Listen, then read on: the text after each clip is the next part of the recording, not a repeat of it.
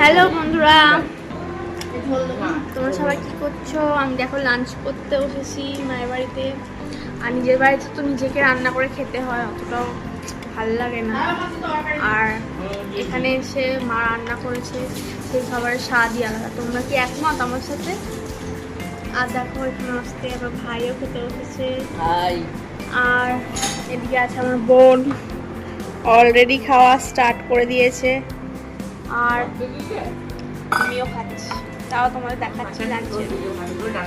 দেখো এই হচ্ছে আজকে লাঞ্চের মেনু। ভাত, এখানে হচ্ছে ডাঁটার সজনে ডাঁটার চচ্চড়ি, এখানে হচ্ছে ঝিঙে আলু পোস্ত, এটা হচ্ছে ডালের বড়া দিয়ে পটল দিয়ে আলু দিয়ে একটা ঝোল, আর এটা হচ্ছে মাছের টক। তো দেখলে আজকে লাঞ্চের মেনু সো ইয়াম্মি।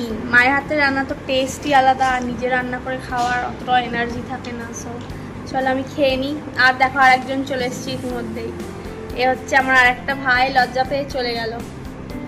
তো চলো আমি আমার লাঞ্চটা কমপ্লিট করি, দেখা হচ্ছে পরের ব্লগ। বাই।